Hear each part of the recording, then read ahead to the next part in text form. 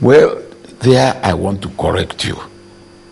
And I want to correct you, family. I never toy with the idea of a third term. He has never said that I called him to say I want a third term. I'm not a fool.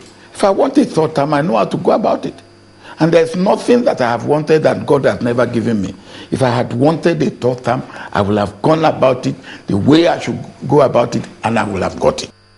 I've been called names because of my position on Alhaji Atiku Abubakar, the Waziri of Adamawa, my former vice president.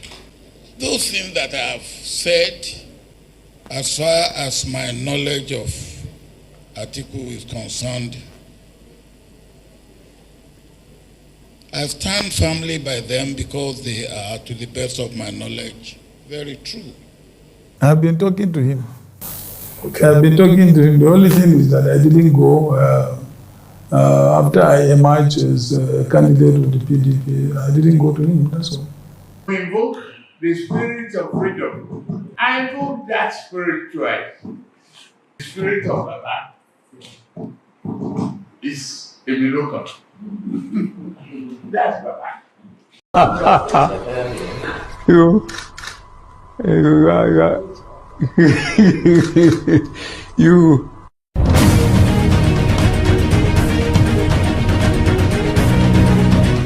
How ambition, betrayal, and power struggle redefine Nigerians' highest office. In Nigeria, it is not just authority, it is currency, it is survival, and it is destiny. Since 1999, the return of democracy has brought with it a rotating cast of presidents, politicians, and power brokers, each with their own ambitions, alliance, and betrayal. But behind the headlines, behind the official portraits, lies a different story. A story of personal rivalries, disguised as national service, of backroom deals that shaped the front page decisions, of deputies turning against their masters, and godfathers who demanded their dues. From Obasanjo to Tinubu, the Nigerian presidency has been less a position and more of a battleground. This is not just history, it is a political thriller written in real time. This is Power and Politics inside Nigerian's presidency drama from 1999 to 2023. A journey through ambition, betrayal, and the highest stakes chessboard that is the Aso Rock. If you're set and ready, let's begin.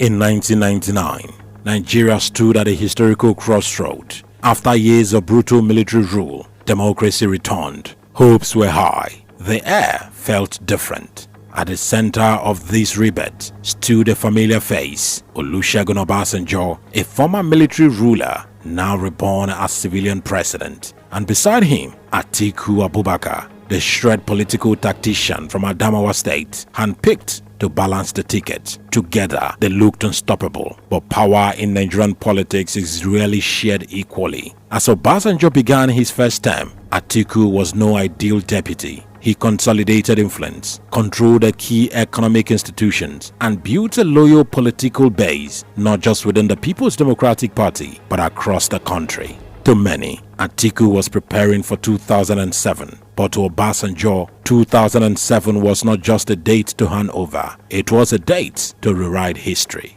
Whispered turned rumors. Rumors became reports. Obasanjo, they said, wanted a third term. And Atiku, he wasn't having it. He rebelled publicly, loudly, defiantly. The man once seen as Obasanjo's loyal deputy became his greatest threat. There I want to correct you. And I want to correct you, family. I never toyed with the idea of a third term. Third term was one out of over 100 clauses that they wanted, that they included in that amendment. Over 100. And they initiated it. It was not an executive bill. So you are absolutely wrong. If I want a third term, that bill will have come from me. My liaison officer, Florence Itagiwa, told the whole world that, look, there was no day I ever call her and say, go and work for third term. Even Atiku, who said, oh, some people told him that there was third-term agenda. He hasn't mentioned the name of those who told him.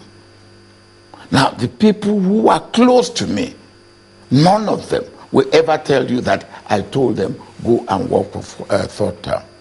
Even Mantu, who was the leader of the Senate, and who, of course, is the one who has to present a bill emanating from anywhere, but this one emanating from the Senate itself. He was the chairman of the committee.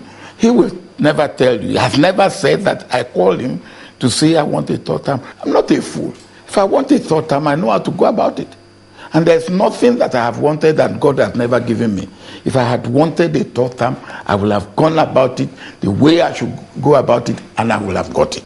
The Senate shut down the third term bill. Nigerians took to the streets. Civil society protested. As a member of the National Assembly, I know I am not an army robber. I am not a rock. And I know, Mr. Speaker, although the statement came from somebody who lacks the integrity. Therefore, one, and Mr. Speaker, the former president is always against the National Assembly because we deny to allow him to continue or to amend the Constitution, allowed him for that time. Well, that should be debated for investigation, because Chief Olusegun Obasanjo may decide to come and say that this was not what he said, and therefore we cannot, base on what we have read or what has been read out by the Deputy Minority Leader, go into the foray and begin to discuss this matter. And Obasanjo's dream collapsed, but so did their partnership. Obasanjo spent the rest of his presidency fighting Atiku, stripping him of influence, blocking his political paths. By 2007, the presidency was intact, but the PDP was fractured. And Nigerian's democracy, it had survived its first real test, but only just at that time.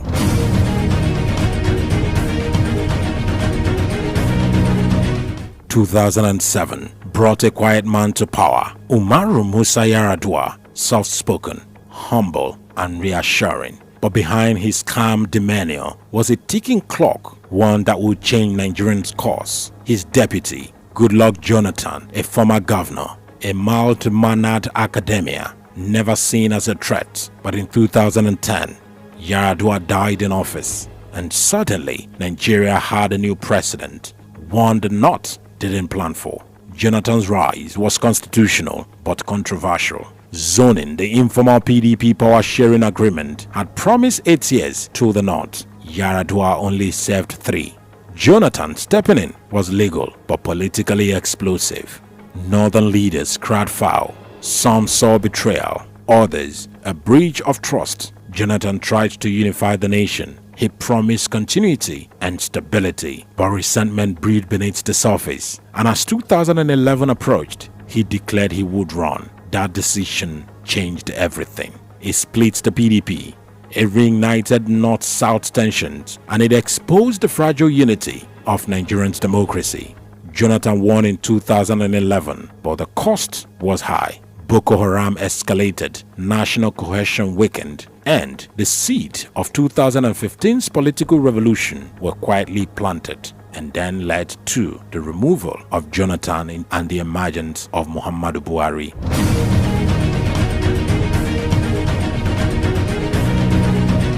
In 2015, change came with a military precision. Muhammadu Buhari, the former military ruler who once toppled a civilian government, was back. This time as a democratically elected president, riding on a wave of anti-corruption sentiment and frustration with Jonathan's administration. Buhari swept into power with massive support. It turned out it wasn't going to be easy. Almost immediately, he hit a wall, and that wall was Bukola Saraki. In a dramatic twist, Saraki, a member of Buhari's own party, the APC, teamed up with opposition lawmakers to seize the Senate presidency against the party's preferred candidate. It was bold and calculated move. It sets the tone for years of conflict. Buhari's ministers weren't confirmed for months. Budget proposals were delayed. Anti-corruption bills stalled in the chambers. And behind the scenes, the power struggle was fierce.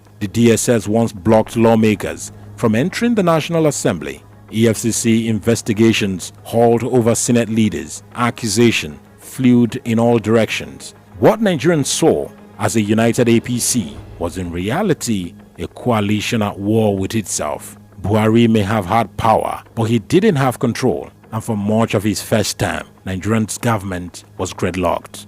I want to ask you very specifically about my original question, which was about the powers that were threatened, if I can use the word threatened, to be invoked if the president does not adhere to that position. What are those powers? It's somewhat inaccurate and disingenuous to say we threatened the president or threatened anyone indeed. What we said was that having made those resolutions, it's important that the president takes heed of them and acts upon them. If there's a failure to act upon them, we will do what we're constitutionally empowered to do to ensure that our democracy is deepened, that their security of life and property in this country, and that we ensure that we protect our citizenry from fear, intimidation, and we ensure that we protect our people from loss of lives. The change Nigerians voted for, it got stuck in the corridor of power.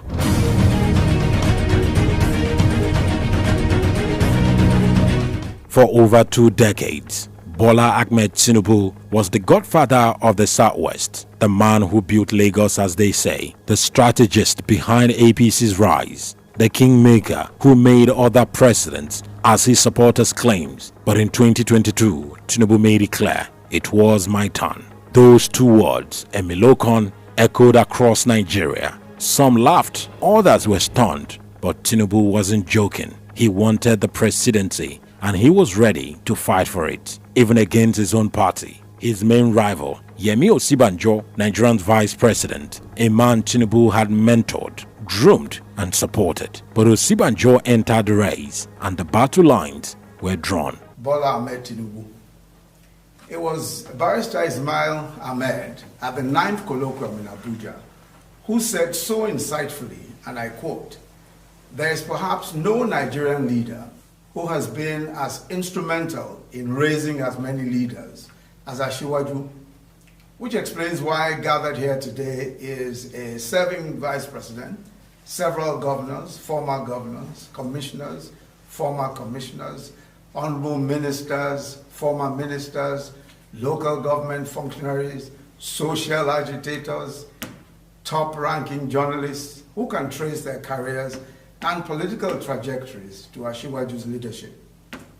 What is responsible for this phenomenon is Asiwaju's leadership style, and it is an unusual one, especially in developing democracies.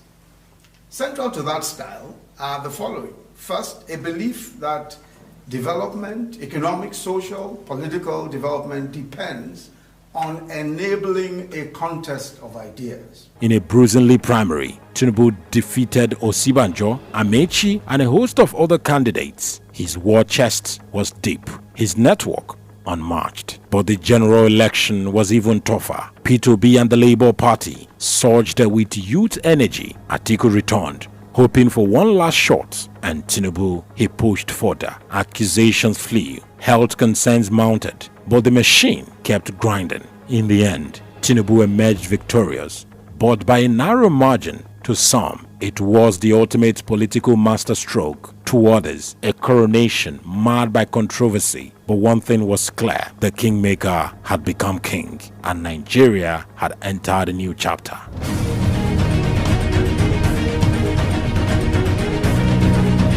True Nigerians of Fourth Republic, one pattern remains unchanged. Power is never just the office. It is the networks, the cabals, the courts, the party structures, the backroom deals. Obasanjo once said, Atiku is the most disloyal deputy ever had. Atiku replied, Obasanjo betrayed democracy. Jonathan trusted the PDP. Then the same PDP broke apart under his watch. Buhari was seen as incorruptible, yet his government was riddled with internal sabotage and corruption. Millions of naira swallowed, timeout, destroyed documents, all to stall investigation. Tinubu was the master planner, but his own political children rose against him. Nigerian's presidency is not just a seat, it is a battlefield, a place where loyalty is tested, alliances are temporal, and survival is a skill. Behind every decision, every policy, every scandal lies a power play, and behind every president, a shadow network pulling strings or cutting them.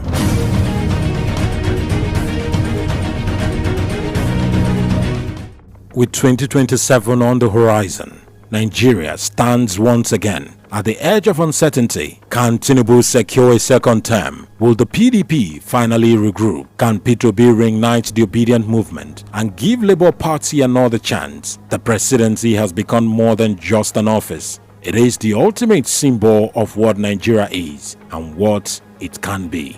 But the path to Aso Rock remain treacherous. Old enemies still roam. New rivals are emerging, and the people, they are watching, tired, frustrated, but still hopeful.